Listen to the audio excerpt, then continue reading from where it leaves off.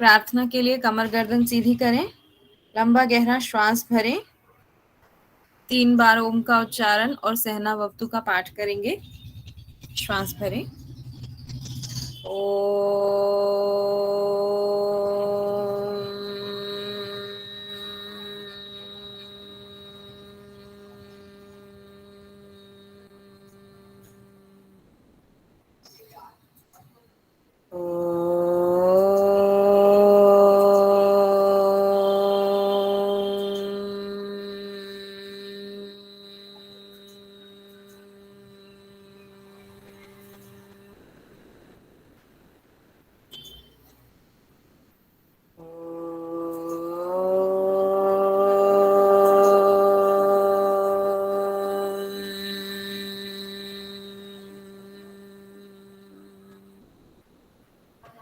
सहनाववतु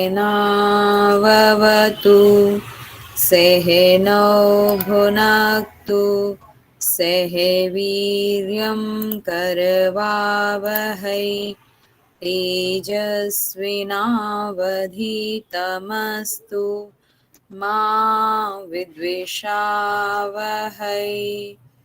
ॐ शान्तिः शान्तिः शांति। हथेलियां रब कीजिए, आंखों पर लगाएं, धीरे से वापस आएंगे।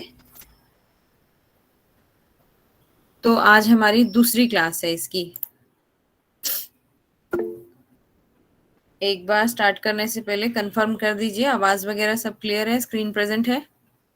Yes ma'am. ठीक है।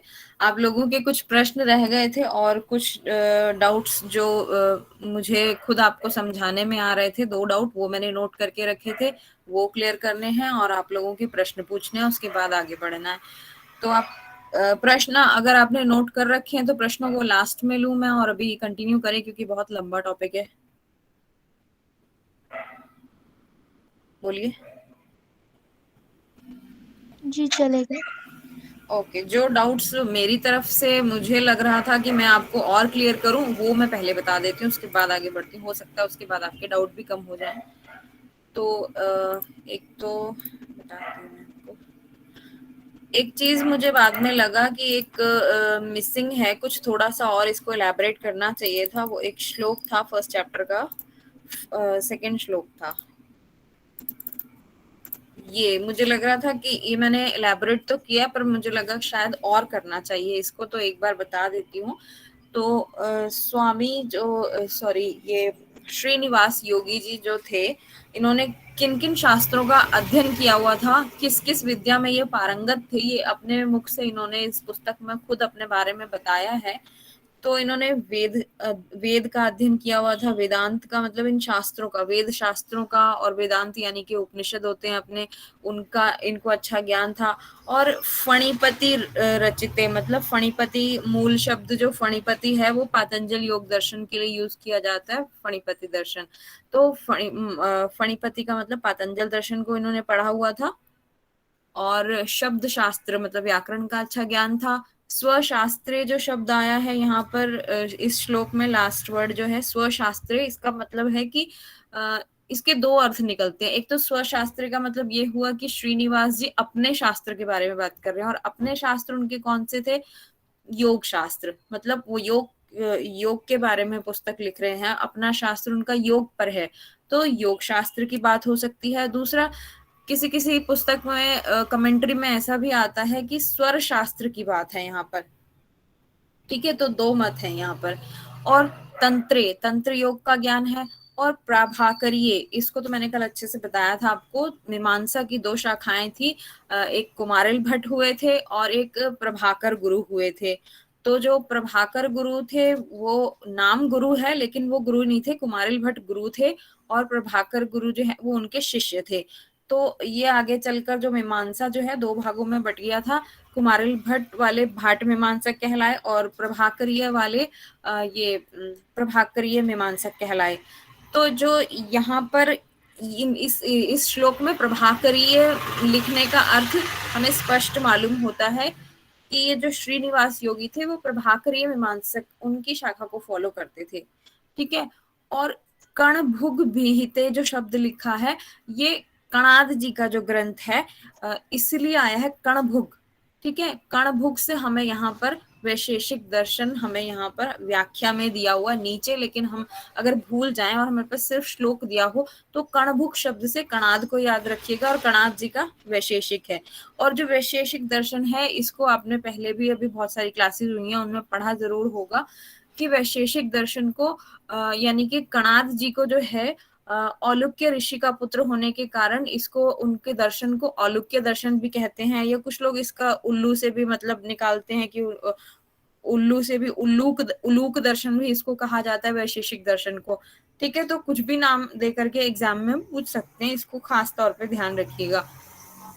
तीसरा नेक्स्ट आता है न्याय रत्नान वेंदु, मतलब जो नव्य न्याय शाखा की कुछ पुस्तकें चलती हैं उसमें मणिकांत जी हुए हैं कोई, उनके रचित ये एक रचना है न्याय रत्न, ठीक है। न्याय रत्न इस रचना का नाम है, ये वो ग्रंथ जो है उन्होंने लिखा है मणिकांत जी ने।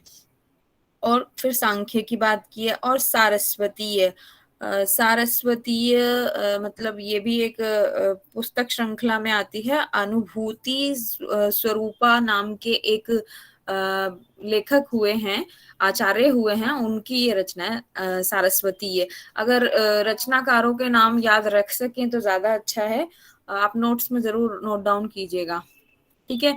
रचनाकारों के नाम ऐसे इम्पोर्टेंट नहीं है, पर आजकल कुछ भी पूछा जा रहा है जैसे पंक्तियां दे करके, तो आपको याद रखना चाहिए, अच्छा रहेगा आपके लिए। और विविध मति मते मतलब इसके अलावा और बहुत सारे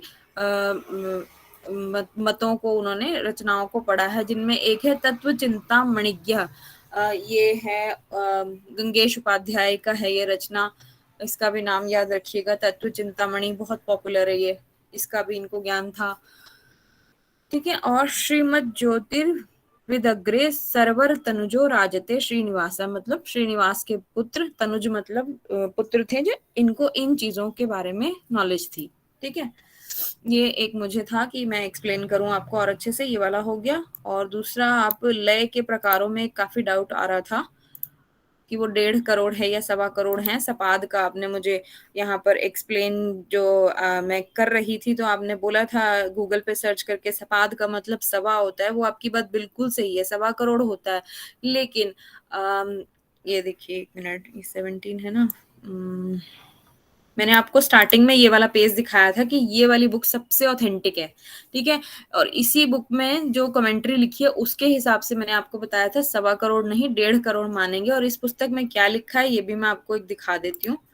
इस पुस्तक में इस श्लोक के बारे में यहाँ पर ये लिखा है, जो 1.25 करोड़ वाला डाउट है, the same view is also supported by हठ प्रदीपिका, मतलब ये जो श्लोक लिखा गया है सपाद वाला, एक सेकेंड, श्री आदिनाथेन सपाद कोटि लय प्रकारा कथिता जयंतु नादानुसंधानम एक एव मन्यामहे मान्यतम लयानाम, मतलब यहाँ पर लिखा है the same view is also supported by हठ प्रदीपिका, हठ प्रदीपिका भी लय के प्रकारों को स्वीकार करती है, लेकिन कितने प्रकार के, 1 करोड़ एंड क्वार्टर टाइप्स, मतलब 1.25 crore are mentioned by Shri Adinath, जो आदिनाथ के द्वारा श्लोक में ही लिखा है, श्री आदिनाथ के द्वारा बताए गए 1.25 करोड़ 1.25 करोड़ लय के प्रकार जो हैं, लय की जो विधियां हैं वो आदिनाथ की दी हुई है, लेकिन इसको हठ प्रदीपिका में भी स्वीकार किया गया है। लेकिन ये कहीं नहीं लिखा कि हठ रत्नावली भी इसे स्वीकार करती है, नहीं,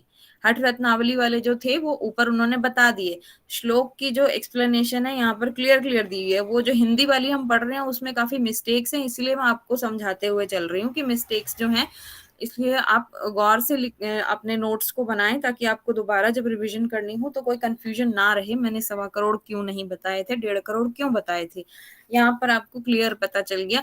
1 crore and quarter types of लया आर मेंशन्ड बाय आदिनाथा, ठीक है, ये ऊपर ये आदिनाथ के द्वारा बताए गए, लेकिन इसको हठ प्रदीपिका ने स्वीकार किया है, हठ रत्नावली ने नहीं किया। उसके बाद बोला बट वी कंसिडर नादानुसंधान, हम नादानुसंधान को मानते हैं alone to be the best acceptable among all लयास, मतलब सारी लय की विधियों में नादानुसंधान को हमने मुख्य माना है। ठीक है, ये एक डाउट यहाँ पे क्लियर हो गया जो मुझे लग रहा था बताना चाहिए, 1.25 करोड़ 1.5 करोड़ वाला कंफ्यूजन, तो इसी टेक्स्ट बुक के अकॉर्डिंग मैंने बताया जो सबसे ऑथेंटिक है। ठीक है, और इसके अलावा एक श्लोक नंबर 21 मैंने नोट डाउन करके रखा था, उसमें कंफ्यूजन था, मतलब कंफ्यूजन नहीं था, उसमें एक्सप्लेनेशन दी नहीं हुई है ज्यादा, तो वो क्यों नहीं दी हुई है उसके बारे में भी बता देती हूँ, और आगे उसकी एक्सप्लेनेशन आगे मिलेगी, या बहुत सारी पुस्तकों में मिलेगी। हर चीज का एक्सप्लेन किया हुआ हर जगह पे नहीं रहता, हर पुस्तक में कई जगह उसका शॉर्ट में दे दिया जाता है, और एक्सप्लेनेशन हम दूसरी इधर उधर बुक से, कमेंट्रीज से, टीका वगैरह में ढूंढते रहते हैं। तो यहाँ पर अभी तक की जो जितनी हमने बुक पढ़ी उसमें यहाँ पर इसका अर्थ पूरा डिफाइन नहीं हो रहा था। अपान वृत्ति माकृष्य प्राणो गच्छति मध्यमे राजते गगनाम भोजे राजयोग वस्तु तेन वै, मतलब हिंदी में पढ़ें तो लिखा है अपान की गति को नियंत्रित करने से प्राण का सुषुम्ना में प्रवेश होता है। अब वो कैसे होता है, और उसके बाद लिख रहे हैं जब यह प्राण ब्रह्मरंध्र में पहुंचता है तो राजयोग की प्राप्ति होती है। मतलब इन्होंने पूरी बात तो बताई नहीं, आधा अधूरा लिख दिया कि अपान की गति को नियंत्रण करने से प्राण का सुषुम्ना में प्रवेश होता है, पर उसकी विधि क्या है, वो होता कैसे है, उसको यहाँ पर अभी तक जितना हमने पढ़ा उसमें एक्सप्लेन नहीं किया। हो सकता है आगे चले तो कहीं मतलब मेंशन किया हो। तो फिलहाल के लिए यहाँ पर जो हमने और ग्रंथों में, उपनिषदों में या हठ योग के और ग्रंथों में जो इसको नियंत्रित करने का या सुषुम्ना में प्रवेश कैसे होता है, कब होता है, जो बताया गया उसको मैं आपको बता देती हूँ कि जब हम प्राणायाम करते हैं उसके माध्यम से हम अपनी अधोवायु, अधोवायु मतलब जो प्राण के हमारे पंच प्राण होते हैं उनमें अपान नाम का जो एक प्राण होता है, जो अधोवायु होती है हमारे नेवल से नीचे वाले रीजन में जो अपान वायु रहती है उसको हम नियंत्रित करते हैं। ठीक है, जब हमारा अपान वायु नीचे वाली डाइजेस्टिव फायर को जो बढ़ाने वाली वायु है उसको हम कंट्रोल कर लेते हैं तो हमारी जठराग्नि प्रदीप्त हो जाती है। जठराग्नि प्रदीप्त होने से क्या होता है, आपकी कुंडलिनी जाग जाती है, और कुंडलिनी के जागरण से फिर सुषुम्ना का मुख जो है खुल जाता है, मतलब सुषुम्ना अभी तक एक्टिव नहीं थी वो एक्टिव हो जाती है, वो खुल जाती है, ओपन हो जाता है सुषुम्ना, तो उसमें प्राण का प्रवेश हो जाता है। ठीक है, आगे बहुत सी जगहों में ये पूरा एक्सप्लेनेशन आएगा, अभी यहाँ पर आधा अधूरा दिया था इसलिए मैंने इसको यहाँ पे इतना बता दिया है, फिर और आगे जहां जहां आएगा मैं पूरा डिटेल में बताऊंगी। ठीक है, तो और हमने किए थे ये श्लोक 35 नंबर तक कंप्लीट किए थे, मतलब हमें नॉलेज शुरू करना था। एक मिनट,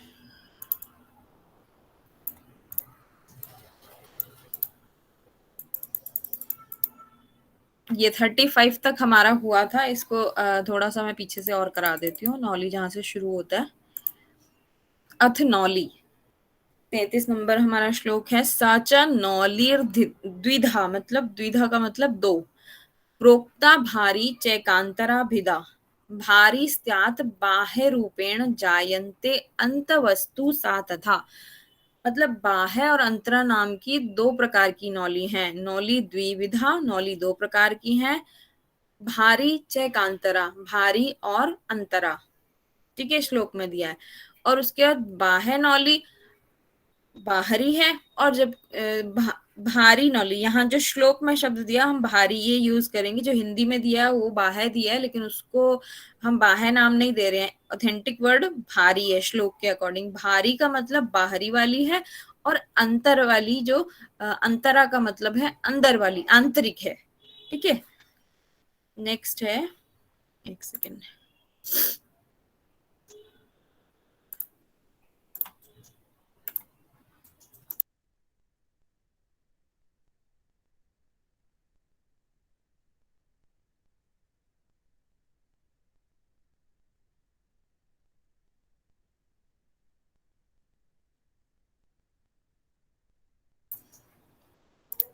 ओके सॉरी। नेक्स्ट है अमंदावर्त वेगेन तुंदम सव्याप सव्यत नतांसो भ्राम ये देशा नौली गौड़ई प्रशस्यते। मतलब अमांदवर्त वेगेन का मतलब है कि कंधों को आगे झुकाना है। तुंद का मतलब होता है पेट, पेट की सव्याप सव्यता मतलब उस पेट की पेशियों को हमें नतांसो दाएं बाएं भ्राम ये देशा भ्रमण कराना है, घुमाना है उसको, पेशियों को दाएं बाएं घुमाना है, कंधों को आगे झुकाना है, पेट की पेशियों को दाएं बाएं घुमाना है। नौली गौड़ई प्रशस्यते, यह उच्च श्रेणी का अभ्यास नौली है।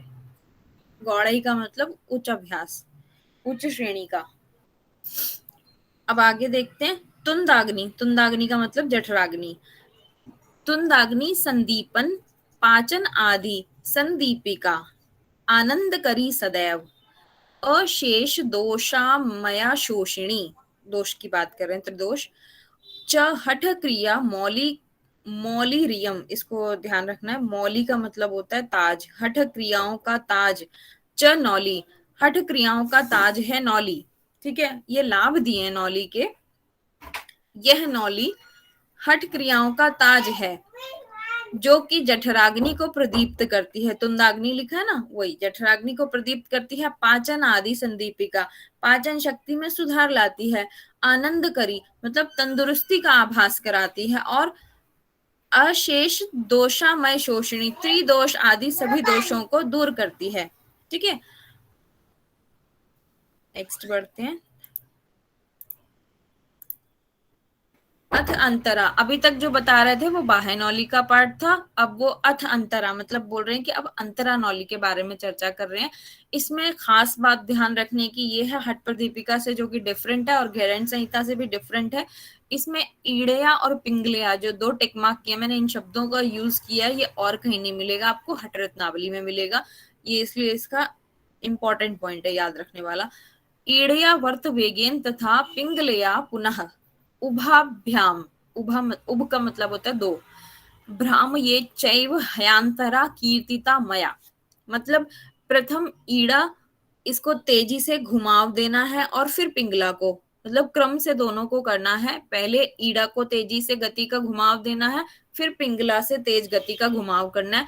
यही अंतरा नौली है।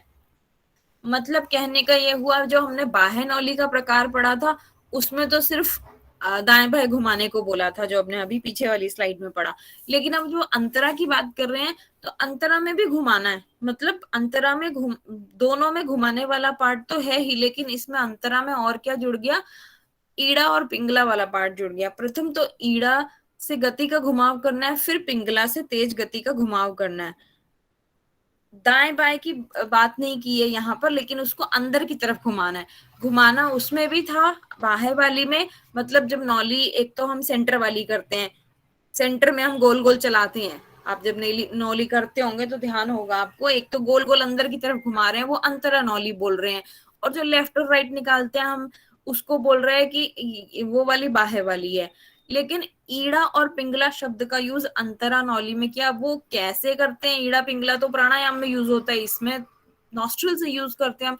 लेकिन इसमें कोई टेक्निक आगे नहीं बताई गई है, कोई व्याख्या नहीं की गई है इस शब्द को यूज करने की, कि कैसे कैसे ईड़ा और पिंगला को यूज करना है नौली करते हुए। तो इसलिए बस इतना ही आप ध्यान रखेंगे, क्योंकि इतना ही दिया है इस पुस्तक में। ठीक है, डाउट्स हो तो आप लिखते रहिएगा अपना, मैं लास्ट में लेती हूँ। अथ धोती, अब धोती शुरू कर रहे हैं। विंशद अस्त प्रमाणेन, विंशद का मतलब होता है 20, 20। धौत वस्त्रम, धोती वस्त्र। सुदीर्घतम, अब वो कितना लंबा होना चाहिए ये बता रहे हैं, 20 हाथ प्रमाण लंबा। चतुर अंगुल विस्तारम, 4 अंगुल विस्तार का लंबा होना चाहिए। सिक्तम चैव शनैः ग्रसेत, मतलब उसको निगलना है और फिर बाहर निकालना है। विंशद प्रमाण हस्त प्रमाणे न, मतलब 20 हाथ लंबा। इसको एक्सप्लेन करते हैं, इसका कैसे है यहाँ पर 20 हाथ लंबा। थोड़ा सा टेक्निकल पार्ट है, मतलब कैलकुलेटिव है, आप थोड़ा ध्यान से समझिएगा इसको। एक अंगुल होता है एक डिजिट, इसका यूज बाद में आएगा, इसको मैंने अभी लिख दिया है एक अंगुल वाला, अभी छोड़िए। एक हाथ होता है एक क्यूबिट, तो अब एक हाथ एक क्यूबिट है तो क्यूबिट कितना है, एक क्यूबिट में 18 इंच होते हैं। और जब एक हाथ में 18 इंच मानेंगे ना, फिर एक क्यूबिट होता है 18 इंच का, और क्यूबिट क्यूबिट और एक हाथ दोनों बराबर हो गए, मतलब एक क्यूबिट कह लें या एक हाथ कह लें, दोनों में 18 इंच हो गए। और एक गज कितने का? एक गज है हमारा 3 फीट का। 3 फीट माने तो 1.5 डिवाइड कर सकते हैं, 1.5 फीट का। ठीक है, ये सिर्फ समझने के लिए मैंने उसको 1.5 प्लस 1.5 लिखा है, क्योंकि नेक्स्ट लाइन में जो मैं समझा रही थी, 1 फीट में 12 इंच हुए, और यहाँ पर ऊपर वाली लाइन में बताया क्यूबिट में होते हैं 18 इंच। तो क्यूबिट में अब 18 पूरे करने के लिए 12 इंच प्लस 6 इंच, मतलब 1.5 फीट हो गया। तो एक हाथ हो गया 1.5 फीट का। समझ रहे हैं मेरी बात?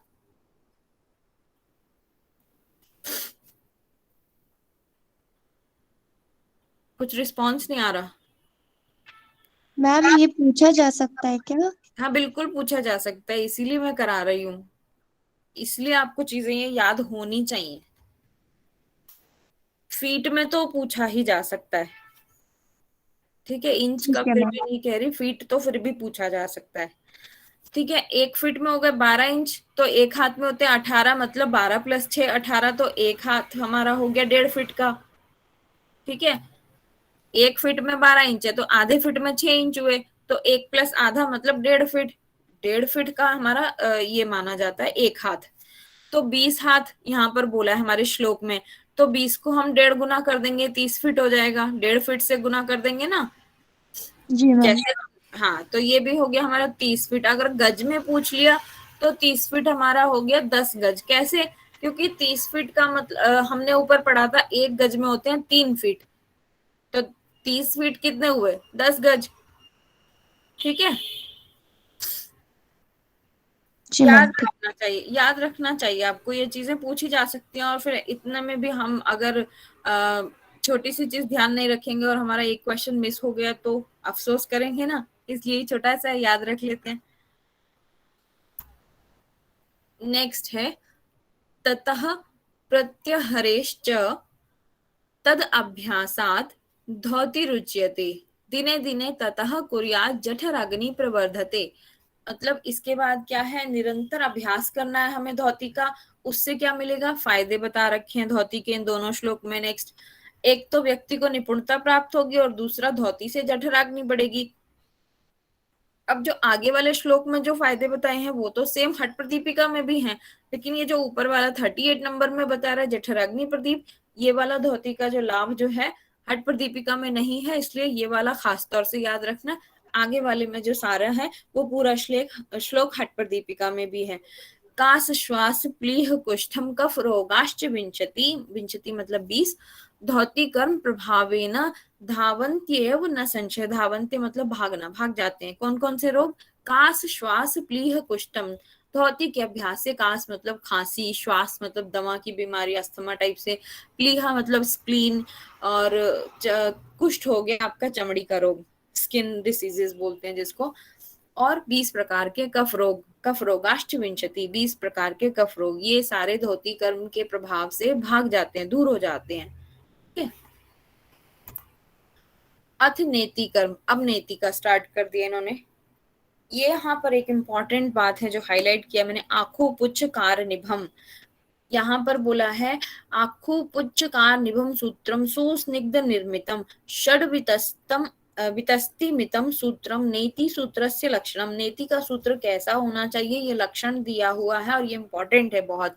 नेति के लिए षड वितस्ति लिखा है ऊपर, षड वितस्ति 6 वितस्ति मतलब 54 इंचेस का लंबा जो है हमारा एक ये होना चाहिए नेति का जो थ्रेड है, कोमल सूती धागे का प्रयोग जिसमें किया गया हो। और आकू पुच्छ कार मतलब चूहे की पूंछ के समान होता है, ये शब्द भी याद रखना है। आखू पुच्छ कार निभम मतलब चूहे की पूंछ, जैसे कि पहले शुरुआत में मोटी होती है और उसके बाद धीरे धीरे और पतली होती जाती है, तो इस तरह का हमारा सूत्र नीति का थ्रेड होना चाहिए। उसकी क्वालिटी बताइए, उसका लक्षण है। नेक्स्ट है, नासा नाले प्रविश्यनम मुखाग्नि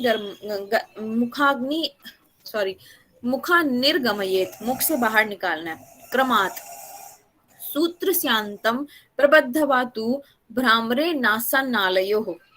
भ्रामरे मतलब भ्रमण कराना है, और मथनम च ततः कुर्यान नेति, ऐसा करने से नेति सिद्ध निर्गति है, नेति सिद्ध होने इसे नेति बोला है। ठीक है, मतलब इस सूत्र को एक नाक में डालना है, नासा नाले प्रवेशियन मतलब नाक से प्रवेश कराना है, और मुख निर्गमित मुख से बाहर निकालना है, ऐसा क्रम करना है, क्रम से करना है। और सूत्र स्यांतम प्रबद्धवातु मतलब दोनों के जो धागे हैं, जो एक मुंह से निकला हुआ एक नाक से निकला हुआ, दोनों के एंड पार्ट को, उनके सिरों को मिलाकर मतलब उनको पकड़ना है दोनों एंड से, और नासिका छिद्रों में घर्षण करना है, मतलब उस डोरी को, उस थ्रेड को आगे पीछे थोड़ा सा खींचना है, रबिंग करनी है, ताकि एक घर्षण उत्पन्न हो। और इससे इसे ही क्या बोला है सिद्धों ने, इसे ही नेति कहा है। अब नेति की मेजरमेंट बताई थी 6 वितस्ती, मतलब बताई है श्लोक में। तो 1 वितस्ती हमने पीछे वाली स्लाइड में मेजरमेंट में पढ़ा था धोती के टाइम पे, कि 1 वितस्ती में 12 डिजिट होते हैं, और डिजिट का मतलब होता है एक मैम अंगुल। इसमें एक वितस्ती मतलब 9 इंच आएगा ना, 9 इंच। कैसे? अभी तो मैंने आपको ये धोती में बताया 1 अंगुल 1 डिजिट होता है।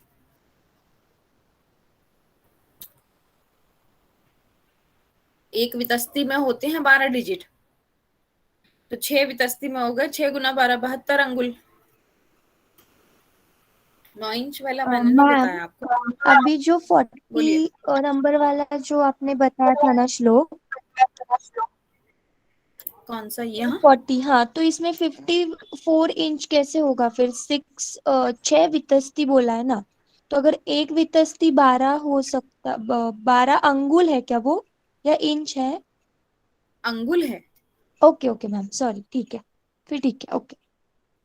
वैसे भी मैं आपको ये हिंदी वाला पार्ट ज्यादा फोकस नहीं कर रही हूँ, क्योंकि हिंदी मुझे यहाँ पर इस बुक की हिंदी पे थोड़ा सा डाउट है।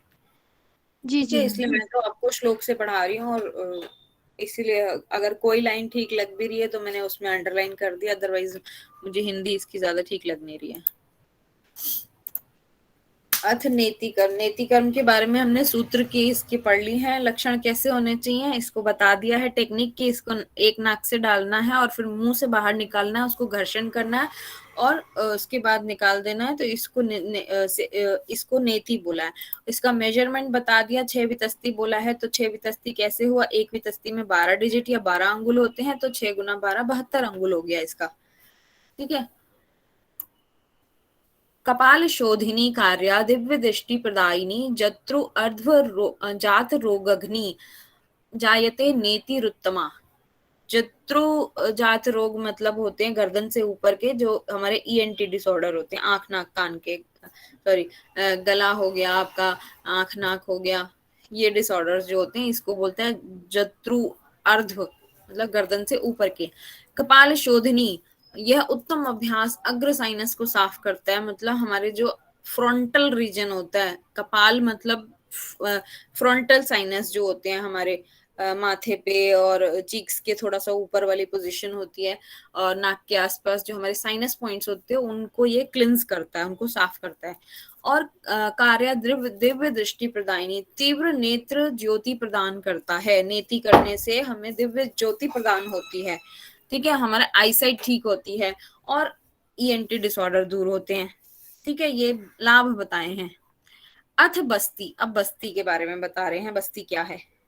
बस्तिस्तस्तु द्विविधो, बस्ती 2 प्रकार की है, प्रोक्तः कही गई है। जल और वायु, जल वायु प्रभेदते, जल और वायु नाम से 2 इसके भेद किए गए हैं। चक्रिम कृत्वा यथाशक्त्या बस्तिंचैव तु कारयेत, मतलब चक्री कृत्वा, चक्री करने के बाद, यहाँ पे क्लियर कट बताया बस्ती को कब करना है, चक्री करने के बाद करना है। यथाशक्त्या, जितना संभव हो सके, बस्तिंचैव तु कारयेत, बस्ती को करना चाहिए। वायु माकुंच्य जठरे गुदनाले विसर्जयेत, वायु बस्ती रियम प्रोक्ता जल बस्ती मथ ब्रुवे। हिंदी में देखते क्या लिखा है। वायु माकुंच्य जठरे, उदर को वायु से भरना है और कुछ देर बाद वायु को गुदा द्वार से बाहर निकाल देना है।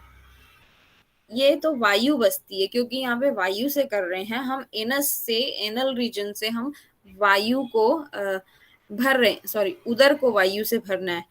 और ओके, भरना तो हमें नाक से ही है, मतलब नाक से श्वास लेकर हमें पेट को भरना है, लेकिन उसको गुदा द्वार से बाहर निकालना है, एनल से सीक्रेट वो एक्सक्रीट कर देना है वायु को। और इसको बोला है यह वायु बस्ती है। इसके बाद अब जल बस्ती है, मतलब इसके बाद जल बस्ती के बारे में बता रहे हैं। नाभि दग्ने जले स्थित वा पायु नाले स्थित अंगुली चक्री मार्गेण जठरम पायु नालेन पूर्येत। नाभि तक पानी में खड़े होना है हमें। उसके बाद चक्री कर्म से उंगली की सहायता से गुदा द्वार से पानी खींचकर पेट को पानी से भर लेना है। मतलब एक तो किसी तालाब या किसी टब में या किसी भी जगह पर, मतलब जहां पर हमें नहर में कहीं पर भी इतना पानी मिले तो हमें नाभि पर्यंत उसमें खड़े होना है। और चक्री कर्म में हमें क्या करते हैं, जो आधी उंगली को, हमने पीछे चक्री कर्म में पढ़ा था, आधी उंगली को एनल रीजन में डालकर हम उसको रोटेट करते हैं जब तक कि उसका विकास ना हो जाए, वो शिथिल ना हो जाए, वो एरिया में रिलैक्सेशन ना हो जाए। तो चक्री कर्म से उंगली की सहायता से हमें गुदा द्वार से पानी खींचकर पेट को पानी से भर लेना चाहिए। तो यहाँ पर बोल रहे हैं कि चक्री कर्म कर लिया, उसके बाद जो एनल रीजन में थोड़ा सा विस्तार हो गया, उसमें पानी को सक करना है, पानी को खींचना है ऊपर की ओर, और उससे पेट को भर लेना है। ठीक है। विचित्र कर्णिम कृत्वा निर्भीत रेचये जलम यावत बलम प्रपूर्येव क्षणम स्थित्वा विरेचयेत। मतलब यहाँ पर एक शब्द आया है विचित्री करनी, लेकिन विचित्र करनी शब्द का कहीं पर भी एक्सप्लेनेशन आपको नहीं मिलेगा, इसलिए आप बस नाम के लिए याद रखें कि विचित्र करनी कर्म करना है। किस षट क्रिया में, किस किस क्रिया में आया है ये भी ध्यान रखेंगे, लेकिन इसके बारे में आपसे पूछा नहीं जाएगा। इसकी व्याख्या, इसकी एक्सप्लेनेशन या इससे जुड़ा हुआ मतलब कोई खास बड़ा क्वेश्चन नहीं बनता है, बल्कि बहुत कम चांस है इसके बारे में पूछा जाए, क्योंकि इसकी कहीं पर भी एक्सप्लेनेशन नहीं है विचित्र करने की, किसी भी पुस्तक में नहीं है। तो ये समझ सकते हैं विचित्र करनी मतलब वो गुदा में हमने जो पानी को सक किया है, अभी पीछे वाले स्लाइड में जो बोला है, तो उसके बाद पानी को दाएं बाएं हो सकता है रोटेट करना हो, कुछ कुछ भी, मतलब विचित्र कर्म करने को बोला है। तो इस पर बहुत ज्यादा आपको टेंशन इसकी नहीं लेनी है, बस ये नाम याद रखना है। विचित्र करनी कृत्वा, विचित्र करनी करके पानी को बिना किसी भय के बाहर निकाल देना चाहिए। अपनी क्षमता के अनुसार ही पेट में पानी भरना चाहिए और बाहर निकालने से पहले कुछ समय तक इसे रोकें। मतलब जो हमने ये पीछे वाली स्लाइड में यहाँ पर ये जो टेक्निक बताई थी कि पानी भरना कैसे है, चक्री कर्म से उंगली की सहायता से हमने पानी को एनल रीजन से सक करके पेट को फुल कर लिया था। तो अब यहाँ पर बोल रहे उसके बाद विचित्र करनी करना है, मतलब पेट में पानी को इधर उधर रोटेट करना और कुछ समय के लिए रोक के रखना है, होल्ड करना है। जैसे कुंभक में श्वास को होल्ड करके रखते हैं, ऐसे पेट को अंदर पेट में पानी को भर के उसको कुछ देर के लिए रोके रखना है, उसके बाद बाहर निकालना, बिना किसी भय के धीरे धीरे बाहर निकाल देना है। घटी त्रयम न भोक्तव्यम बस्तिमभ्यसता ध्रुवम निवात भूमौ संतिष्ठेत वशी हितमाशनम हितमाशनः। बस्ती कर्म करने के बाद अब क्या करना है, घटी त्रयम 3 घटी तक, एक घटी में होता है 24 मिनट, 3 घटी में हो गया, मल्टीप्लाई कर दो 72 मिनट हो गया। तो इतने मिनट तक हमें बस्ती कर्म करने के बाद भोजन नहीं करना है। और उसके बाद करना भी कैसा भोजन है, हितामाशनः, जो हितकारी भोजन हो। ठीक है। उसे शांत भाव से अधिक वायु रहित स्थान पर बैठना है। निवात भूमौ, जहां पर वायु नहीं हो, निवात भूमौ, बिना वायु वाले स्थान पर हमें रेस्ट करना है, वहां पर आराम करना है, बैठना है। ठीक है। संतिष्ठेत, बैठना है, और बाद में ये लिखा है संयमित और मधुर आहार लेना चाहिए, जबकि इसके लिए ऊपर शब्द जो आया हितामाशनः, हमें जो हमारे लिए हितकारी भोजन हो वो लेना चाहिए। गुल्म प्लीह उदरम वापि वात पित्त कफ आदिकम बस्ति कर्म प्रभावेन धावन्त्येव न संशयः। मतलब ये जो रोगों के नाम बताए हैं, गुल्म,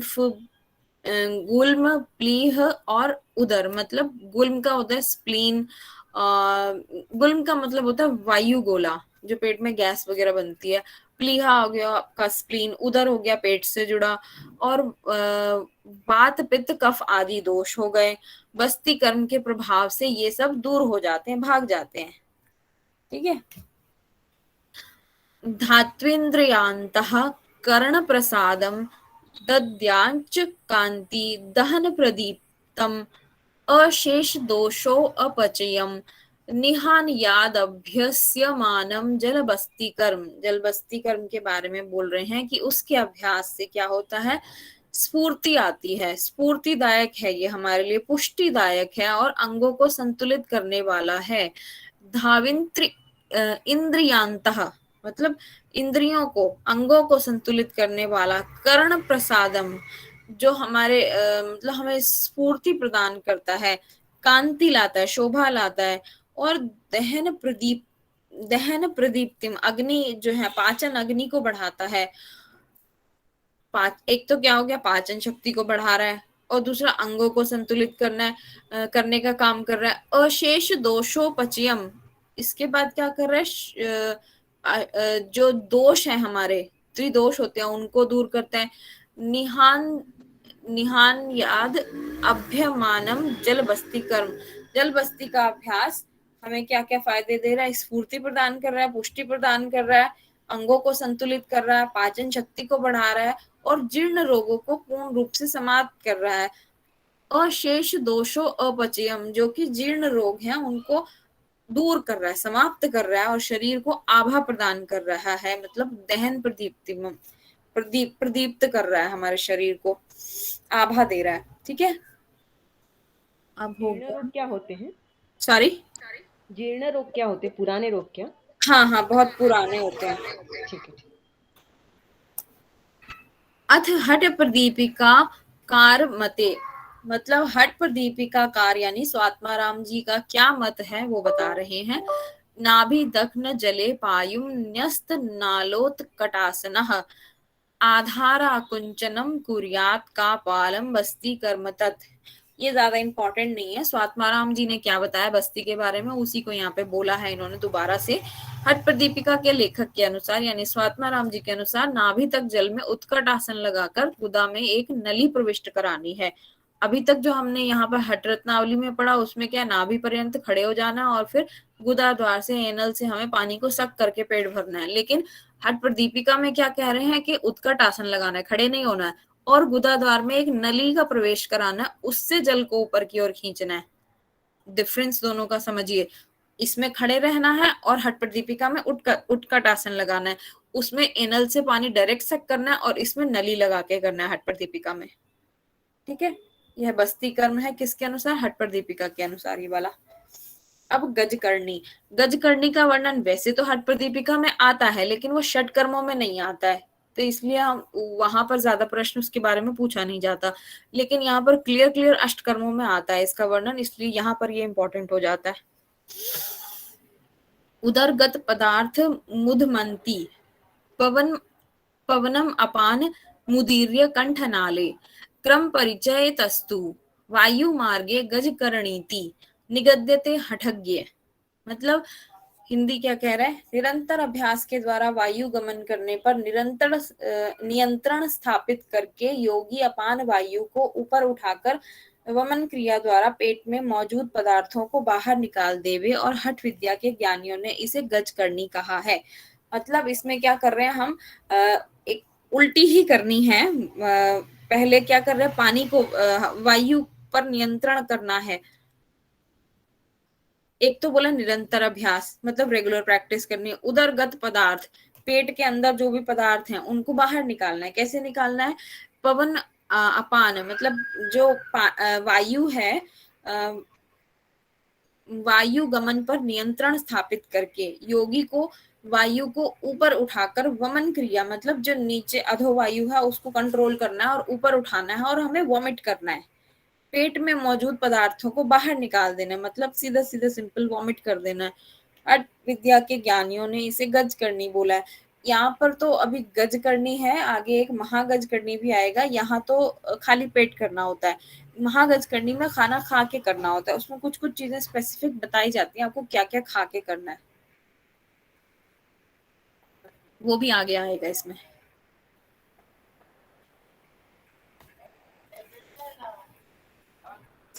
बढ़ क्यों नहीं रहा आगे?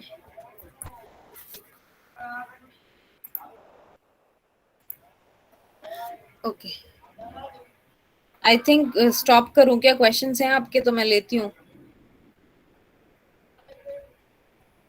बोलिए। Yes ma'am. Yes ma'am. ठीक है, आप क्वेश्चंस बताइए मुझे, क्या क्या डाउट्स हैं।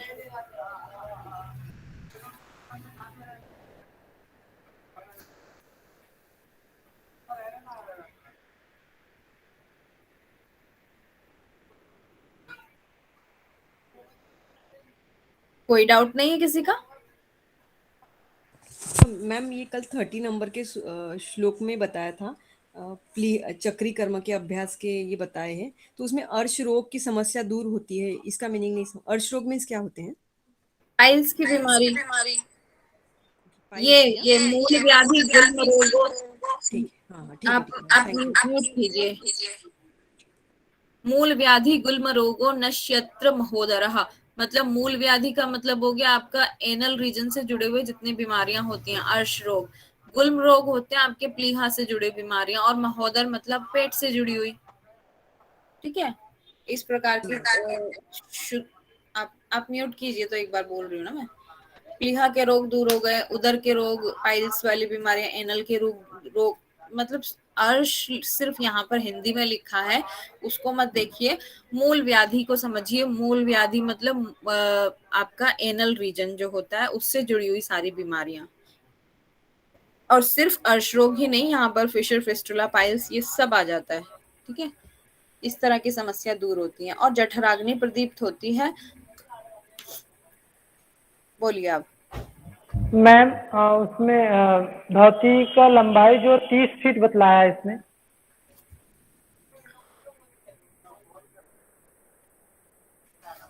हाँ, 30 फीट यहाँ पर कैसे बताइए, ये बताऊं?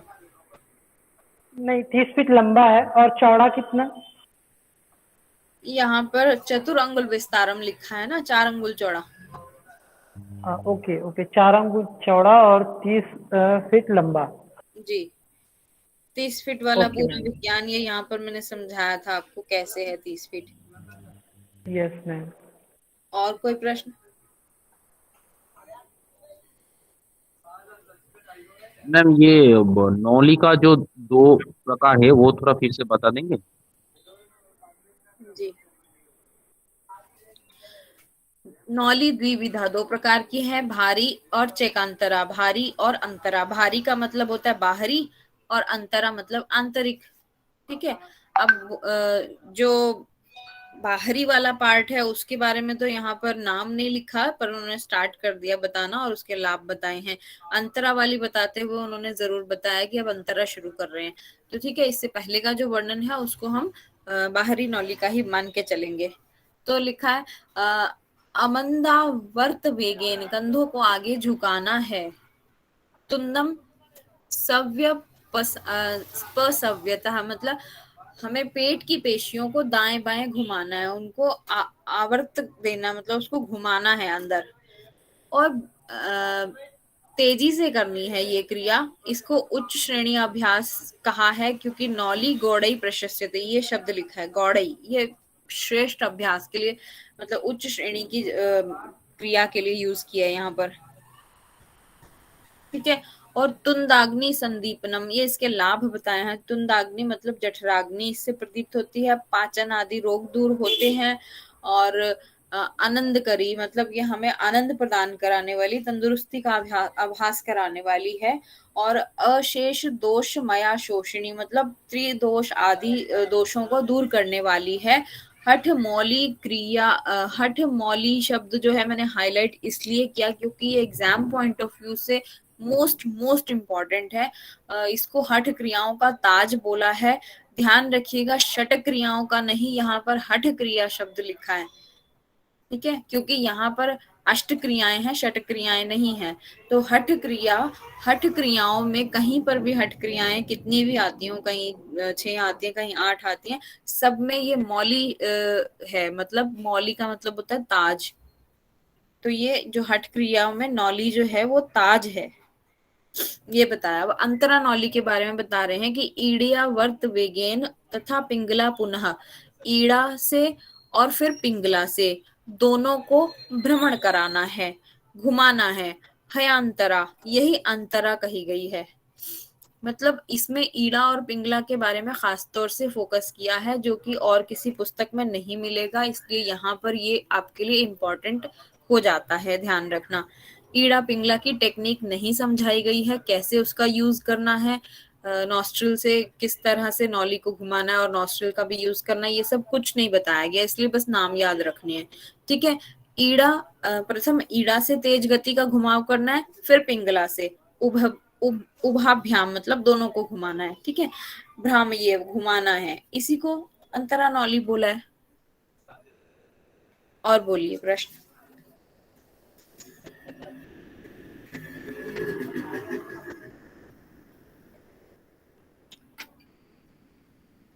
मैम इसका स्पेसिफिक मीनिंग ऐसे हो सकता है क्या कि ईड़ा मतलब जनरली हम लेफ्ट बोलते हैं, तो पहले लेफ्ट से राइट और फिर पिंगला बोला है तो राइट से लेफ्ट, तो ऐसे पर्टिकुलरली अगर उन्होंने ईड़ा पिंगला बोला है तो हम लेफ्ट राइट उसका मीनिंग ले सकते हैं क्या? लेकिन ईड़ा और पिंगला को तो हम नॉस्ट्रिल से एसोसिएट करते हैं ना, तो पेट में कैसे ईड़ा और पिंगला को घुमाएंगे हम? ओके।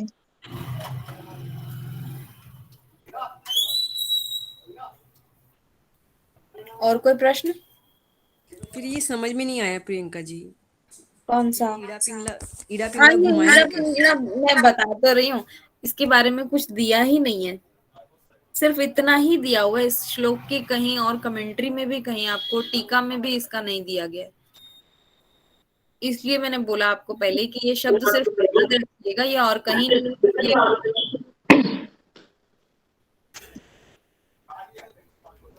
क्या बोले आप?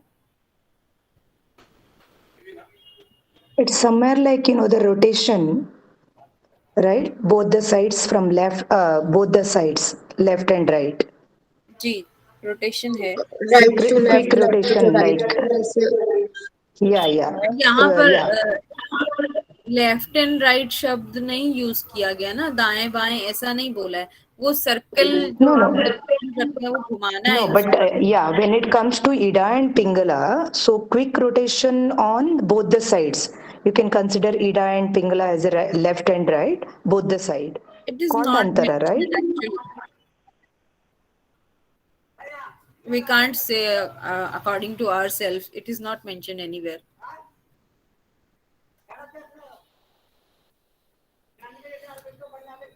ओके, और कोई प्रश्न आपका है तो बोलिए, नहीं तो आगे कंटिन्यू करते हैं।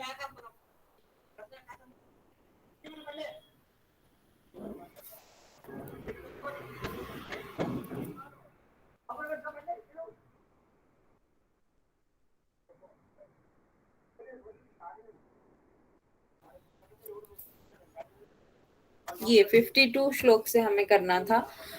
पीत्वा आकंठम सतिल गुड़ जलम नालिके रोदकम वा वायु मार्गे पवन जलयुतम कुंभ ये द्वाथ शक्तया निशेष शोधयित्वा परिभव पवनो वस्ति वायु प्रकाशात कुंभांभ कंठनाले गुरु गजकर्णी प्रोच्यते अयम हठज्ञ। यही आगे आपका गुरु गजकर्णी, जिसको मैं शायद गलती से महागजकर्णी बोल रही थी, गुरु गजकर्णी के नाम से ये मेंशन है। इसमें मेंशन की हुई हैं चीजें, क्या क्या चीजें आपको खानी है और उसके बाद इस गजकर्णी को मतलब वॉमिट को करना है, खाने के बाद करना होता है इसमें। तो दे रहे हैं कि नारियल का जल पीना है, उसके बाद गुड़ युक्त जल, गुड़ में मिक्स करके वाटर आपको पीना है सॉल्यूशन बना के। और उसके बाद तिल युक्त जल, तिल युक्त जल मतलब आई थिंक तिल का ऑयल मिक्स करना होगा वाटर में, या तिल मिक्स करके तो वो खाएंगे तो वो तो चबाने वाला कुछ हो गया। पीने को बोला है यहाँ पर इस तरह के सॉल्यूशंस। तो नारियल पानी पीने को बोला है, गुड़ वाला पानी पीने को बोला है, और तिल वाला पानी पीने को बोला है। इसको जैसे हम बस्ती करते हैं, मतलब आप लोग कुंजल का अभ्यास करते हैं तो जल को ऊपर तक मतलब मैक्सिमम उसको फुल कर लेते हैं, ताकि जब आप वॉमिट करें तो बहुत अच्छे से उसमें सारी चीजें जो भी गंदगी है वो शरीर से बाहर एक प्रेशर के साथ बाहर आ जाए। तो इसमें भी गले तक भर लेवे, अच्छे से भर लेना है, फुल कर लेना है, और सामर्थ्य अनुसार जल और वायु को धारण कर पेट से गले तक संपूर्ण प्रणाली की शुद्धि कर लेवे। मतलब इतना सारा जब हम ओवरफुल कर लेंगे तो जैसे हमारा कुंजल क्रिया होती है उसमें बहुत अच्छे से हमारी क्लीनिंग हो जाती है, वही चीज यहाँ पर बोल रहे हैं। जल और वायु को धारण करके पेट से गले तक, मतलब पेट से जाता है और गले तक हमें बहुत मैक्सिमम फुल कर लेना है जितनी हमारी लिमिट हो, और फिर उसको वॉमिट आउट कर देना है। पवन पर नियंत्रण करे कुछ देर तक, मतलब वायु को कंट्रोल करके रखना है। बस्ती मार्ग से वायु को बाहर निकाल देवे। और हठ विद्या के ज्ञानियों ने इसे गुरु गज करनी बोला है। बस्ती मार्ग मतलब मुंह से इसको बाहर कर देना है,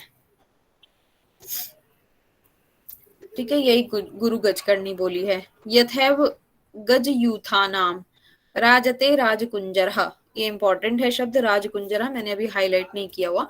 तथैव हठ तंत्राणाम मुख्या ही गज करनी, जिस प्रकार से हाथियों के झुंड, मतलब राजकुंजर होता है एक स्पेशल हाथी होता है, हाथियों के झुंड में उनका मुखिया होता है राजकुंजर, ठीक है। उसी प्रकार से गज करनी भी हठ अभ्यासों में प्रमुख है। ये याद रखने वाली बात है, इसको गज करनी को प्रमुख जरूर माना है लेकिन इसको ताज नहीं माना है। ताज जो माना है वो नौली को ही माना है, ये प्रमुख जरूर है, गज करनी क्रिया को प्रमुख जरूर माना है। लेकिन ये भी नहीं बोला यहाँ पे कि गुरु गज करनी को, गज करनी ही लिखा है यहाँ पर। गुरु गज करनी तो एक अलग से टेक्निक बता दी है कि वो खाने के बाद की जाती है, लेकिन मेन बात हो रही है गज करनी की ही। गज करनी को ही बोला है कि जैसे हाथियों के झुंड में उनका मुखिया यानी कि राजकुंजर नाम का हाथी जो वो चमकता है, उसी प्रकार से गज करनी भी हठ अभ्यासों में प्रमुख है। बहुत ज्यादा अंदर की बातों पे फोकस नहीं करना है, हमारे एग्जाम पॉइंट ऑफ व्यू से फैक्चुअल पार्ट ही इंपॉर्टेंट होता है, और फैक्चुअल पार्ट ही हमारा अच्छा स्कोर करा देता है, तो हमें उतना ही याद रखना है। यथैव गज यूथा ना, ये तो हो गया पीछे। अथ त्राटकम, अब त्राटक क्रिया के बारे में शुरू करते हैं। निरीक्ष्य निश्चल दृशा सूक्ष्म लक्ष्यम समाहितः अश्रु संपात पर्यंतमाचार्यस्त्राटकम स्मृतम। मतलब एक तो हमें स्थिर चित होकर बैठ जाना है, एकाग्र होना है, और उसके बाद नॉन स्टॉप हमें, मतलब बिना किसी इंटरप्शन के, बिना किसी रुकावट के निरंतर हमें एक सूक्ष्म ऑब्जेक्ट हमें लेना है और उसकी तरफ नॉन स्टॉप हमें देखना है, ठीक है, बिना बल के झपकाए देखना, जब तक हमें आंखों से आंसू ना गिरने लगे। त्राटक क्रिया आप बहुत लोग आप में से अभ्यास भी करते होंगे, जानते होंगे, तो वही सेम टेक्निक लिखी है कि जब एक ऑब्जेक्ट के सामने हमें बैठ जाना है और उसको लगातार घूरते रहना है जब तक हमारी आंखों से आंसू ना गिरने लग जाए। ज्ञानियों ने इसे त्राटक बोला है। स्फोटनम नेत्र रोगाणाम तंद्रा आदिनाम कपाटकम प्रयत्न नात्राटकम गोप्यम यथा रत्न सुपेटकम। अभी इसको रत्न सुपेटकम आगे बताती हूँ मैं। त्राटक क्या है, एक तो क्लिंजिंग करता है हमारी आईज के लिए, ठीक है, और क्या करता है, इसमें नेत्रों के जितने भी बीमारियां आती हैं, आई डिसऑर्डर्स होते हैं, वो इससे दूर हो जाते हैं। जैसे कुछ लोगों को एक तो भहंगापन बोलते हैं, या ग्लूकोमा, और कुछ कुछ बीमारियां आंखों की होती है, वो सब इससे दूर हो जाती हैं। इसलिए इसे मोतियों की पटार भांति गुप्त रखना चाहिए। मतलब पटार का मतलब यहाँ पे हिंदी में पता नहीं मुझे क्या, मुझे इसका मीनिंग नहीं मालूम है, लेकिन इसको एक कह सकते हैं कि माला होगा मैम, शायद माला। पटार पता नहीं, रत्न सुपेटकम, एक रत्न की भांति इसे गुप्त रखना चाहिए। हिंदी व्याख्या मुझे नहीं पता, ऑथेंटिक नहीं लग रही। मोतियों की पटार क्यों लिखा है, जो हमें शब्द यहाँ पर ऑथेंटिक दिया, रत्न सुपेटकम, रत्न की भांति उसे गुप्त रखना चाहिए। ठीक है। अथ कपाल भस्त्रिका, अब कपाल भस्त्रिका के बारे में बोले। यहाँ पर विशेष बात यह है कि कपाल भांति नहीं बोला है, कपाल भस्त्री बोला है इसको। अभी आगे इसका नाम मस्तक भ्रांति भी होगा। ठीक है। भस्त्री वल्लोह कारणाम रेचपूर सुसंभ्रमो कपाल भस्त्री विख्याता सर्व रोग विशोषिणी, सभी रोगों को नाश करने वाली। कपाल भस्त्री, भस्त्री लिखा है यहाँ पर। लोहार की धोकनी की भांति इसको तेज गति से पूरक रेचक करना है। भस्त्री लोह काराणाम, लोहार की धोकनी की भांति करना है इसको। रेचपूर, रेचक पूरक। सुसंभ्रमो, रेचक पूरक करना है। और फिर इस कपाल भस्त्री विख्याता, यही कपाल भाती है। और जो सर्व, यानी भस्त्रिका कहा है इसमें, भस्त्रिका को कपाल भाती कहा है, भस्त्रिका को कपाल भाती नहीं बोला है, कपाल भस्त्री इसका नाम दिया है। नहीं, पूरक रेचक आ गया ना फास्ट में, पूरक रेचक वेग से करना है तो क्या हो गया, वो भस्त्रिका ही हो गया। हम जो करते हैं वो कपाल भाती की टेक्निक ही यहाँ पर डिफरेंट है। ठीक है इसका नाम कपाल भस्त्री, इसको कपाल भाती के ही अंडर में लेंगे हम लोग। जैसे हमारा कपाल भाती है वैसे यहाँ पर ये कपाल भस्त्रिका है, लेकिन इसकी टेक्निक यहाँ पर भस्त्रिका वाली दी है। वो बात आपने बिल्कुल सही पकड़ी है, यहाँ पर मैं वही बताने लगी थी। जो तेज गति से पूरक रेचक है वो भस्त्रिका का ही पार्ट है, लेकिन यहाँ पर इसको अष्टकर्मों के अंदर मेंशन किया हुआ है।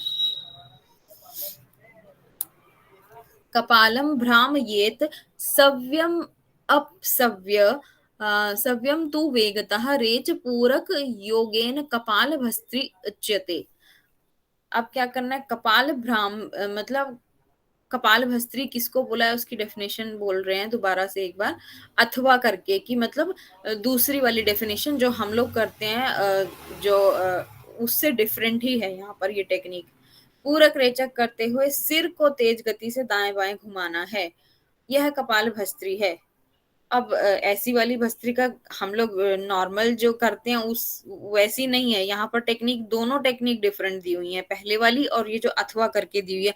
अब इसमें यहाँ पर ऐसा क्यों बोला है, क्योंकि कपाल की बात कर रहे हैं तो कुछ लोग इसका अर्थ इससे लगाते हैं, कपाल मतलब सिर वाला प्रदेश हो गया ना हमारा मस्तक, तो उसी इसका नाम इसलिए पड़ा क्योंकि इसमें सिर को दाएं बाएं घुमाना है, तो ये कपाल भस्त्री हो गया। भस्त्रिका वाली टेक्निक जो पीछे करनी है वही करनी है, टेक्निक वही करनी है, सांस को तेजी से लेना छोड़ना है, लेकिन अब सिर को दाएं बाएं घुमाने को बोल दिया इस टेक्निक में, तो ये एक और अलग से मत है। ठीक है। कफ दोषम निहंत्येव पित्त दोषम जलोद्भवम कपाल शोधनं चापी ब्रह्मचक्रम विशुद्धति। अब इससे क्या क्या होता है, लाभ दे दिए। कफ दोष दूर होते हैं, निहंत्य पित्त दोष दूर होते हैं, जलोद्भवम जल से उत्पन्न रोगों को मिटाता है, मतलब आप समझ लीजिए आप यूरिन इन्फेक्शन वगैरह इस टाइप की चीजें हो गई। और कपाल शोधन, कपाल की शुद्धि कर रहा है, शोधन का मतलब शुद्धि करना होता है, फ्रंटल साइनस की शुद्धि करता है, क्लेंस करता है उनको। और ब्रह्मचक्र, ब्रह्मचक्र की शुद्धि करता है। ठीक है, ये 8 कर्म है, यहाँ पर समाप्त हो गए 8 कर्म। इसके बाद नेक्स्ट हमारा 59, ये नाड़ी, ये एक सेकेंड, हट सिद्धि के लक्षण दिए हैं यहाँ पर, क्या क्या होता है इससे। वपु कृशत्वम वदने प्रसन्नता नाथ स्फुटत्वम च निर्मले आरोग्यता बिंदुजयो अग्निदीपनम नाड़ीशु शुद्धि हट सिद्धि लक्षणम। सेम श्लोक आ गया हट प्रदीपिका वाला। ठीक है, आपने हट प्रदीपिका अभी कुछ ही दिन पहले राहुल जी से पढ़ी है। तो वपु कृशत्वम शरीर पतला होता है, वदने प्रसन्नता मतलब हमें मुख पर प्रसन्नता आती है, नाद स्फुटत्वम नाद स्फुटित होता है, हमारे भीतर मन में एक अलग सा नाद चलता है। और च निर्मले नेत्रों में चमक आती है, आरोग्यता बिंदुजयो मतलब आरोग्यता आती है, रोग नहीं रहते हैं। बिंदुजयो अग्निदीपनम, बिंदुजय होता है मतलब जो हम वीर्य को कंट्रोल कर लेते हैं, अग्निदीपनम मतलब जठराग्नि प्रदीप होती है। और नाड़ी शुद्धि, यही नाड़ी शुद्धि के लक्षण है। ठीक है। 60 नंबर क्या दिया है? अभी टाइम हो गया, इसको ओवर करते हैं। 60 से कल स्टार्ट करेंगे।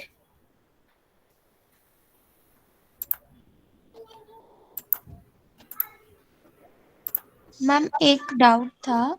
हाँ बोलिए। हाँ, वो जो आपने गुरु गजकर्णी के बारे में डिस्क्राइब किया ना, हाँ तो वो श्लोक में कहीं पे दिया नहीं था कि खाने के बाद करना है। तो मतलब आपने खाने के बाद करना है ऐसे बोला था ना, तो ऐसे श्लोक में कोई स्पेसिफाई तो नहीं किया है ना कि खाने के बाद करना है। श्लोक में ही बताया है, नारियल का पानी पी के करना है, तिल का पानी पी के करना है, गुड़ मिला हुआ पानी पी के करना है। उसको ऊपर तक कंठ तक पूरा पीने की बात की है। हाँ, पर मैम वो गजकर्णी के लिए हम उसका उपयोग करते हैं, तो वो उसका मीनिंग ऐसे लेंगे क्या कि खाने के बाद करना है? दो टाइप की है, गजकर्णी और गुरु गजकर्णी। खाने के बारे में जो बोला है वो गुरु गजकर्णी में बोला है, गजकर्णी वाले में नहीं बोला है। तो हमें जो याद रखना है टेक्निक, वो गजकर्णी की ही याद करनी है। और स्पेसिफिकली अगर गुरु गजकर्णी को पूछ लिया तो वो डिफरेंट हो जाती है, उसमें पी के करना है ये वाला पानी। Okay ma'am. अच्छा, ये किसका मैसेज है? जल्दी हो रहा है, फास्ट हो रहा है। मैम वो जो आपने कहा ना गुरु गजकर्णी का, हाँ जी। कि तीन का ऑयल वो नहीं है, उसे अनुपान कहते हैं, वो नहीं है गुरु गजकर्णी में। वो पानी में तिल जो होते हैं सफेद या ब्लैक तिल, वो उसको उबालना है और वो पानी गुनगुना करने के बाद वो पीना है। और वो सुबह सुबह पीना पड़ता है। और उसके बाद वो वमन जैसे धोती जैसा करना है, निकाल देना है। ये तो वो ऐसी प्रोसेस है उसमें। मैंने भी तो यही बोला आपको कि वो सब पानी पीकर करना है। इनमें से कोई भी ऑप्शन दिया हुआ है, नारियल का पानी या गुड़ का पानी या तिल वाला पानी, पीकर करना है।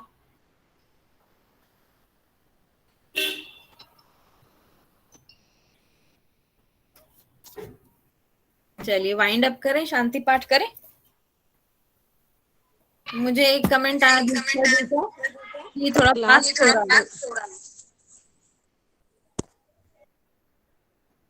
फास्ट तो हो रहा है, लेकिन अगर हम स्लो करेंगे तो आपका ही नुकसान होगा इसमें। मतलब रिवीजन के लिए फिर कम टाइम मिलेगा। अभी हम श्लोक कर रहे हैं और मैं चाहती हूँ कि हम रिवीजन ज्यादा से ज्यादा करें। ये जो चीज But we are अभी not, but we are not able to back up with this actually to make the notes or whatever it is. But it's, I feel little bit. If we go slow, at least we can make a note of points. Okay, but I give you all the slides ना, तो उसमें तो आपका पूरा का पूरा mention है। पूरा का पूरा हिंदी में है मैम, तो अभी हिंदी में है तो आपको मैंने जो बुक बताई है ना आपको, you have to buy that one only. That first page I showed you, हट Ratnavali blue colour book, that is from I think Kaivalya Dham only, professor M Venkata Reddy. fine, ma'am. That is Diksha ji आपको एस व्यासा का भी बुक मिल जाएगा। S Vyasa में भी है ये हट रत्नावली का बुक, तो आपको ज्यादा ये I have Lonavala ka PDF है actually. I have the PDF of English version. Okay. Yes, ma'am. Yeah. Yes, ma'am. Yeah, thank you, ma'am. It is from, I think it is from S Vyasa only, na, this Professor Venkata Reddy. Hello ma'am. Yes, हाँ बोलिए बोलिए। हाँ, मैंने ना एक group आज से ही join किया है। आप जो ये हट्ट रत्नावली का जिससे पढ़ा रहे हैं ना अभी, वो इसका पीडीएफ भेज देंगे क्या ग्रुप हाँ, पे? मैं पीडीएफ मैंने शेयर किया भी हुआ है। ठीक है, मैं दोबारा भी शेयर कर दूंगी। मैं अभी बिना हाईलाइट किया हुआ ही पीडीएफ शेयर कर रही हूँ, क्योंकि मैं अभी साथ साथ कर रही हूँ हाईलाइट। तो मैं उसके बाद फाइनल मतलब वो हाईलाइट सिर्फ मैं आपको पढ़ाने के लिए अपने मन से कर रही थी। अगर आप बिना हाईलाइट वाला भी चाहते हैं तो नो प्रॉब्लम, मैं ऑलरेडी शेयर कर चुकी हूँ, एक बार और कर दूंगी। हाँ ओके मैम, क्योंकि आज ही मैंने ज्वाइन किया है, ग्रुप ही आज ज्वाइन किया है, तो इसलिए। ओके, तो आप पहले ना एक काम कीजिए, साथ साथ आप इस वो चैनल पर ना हट प्रदीपिका भी होगी, आप उसको भी सुन सकते हैं। आपके लिए और बेनिफिशियल रहेगा, जस्ट बिकॉज ये उसी का एक 82 मतलब 70-80% ये बुक उसी का रिपीटिशन है। बहुत सारे ओके श्लोक ओके सिमिलर हैं इसमें। और मतलब थोड़ा बहुत चेंजेस आपको मिलेंगे, पर बहुत भी ज्यादा चेंज नहीं मिलेगा। ओके ओके, चलेगा अपन, श्योर। तो हाँ, वो आप वीडियो सुनना चाहें तो ठीक है, अदरवाइज ऐसे ऐसे कवर कर सकते हैं। तो इसमें तो हम आगे चल के कंपैरेटिव भी करेंगे, और मैं अभी फास्ट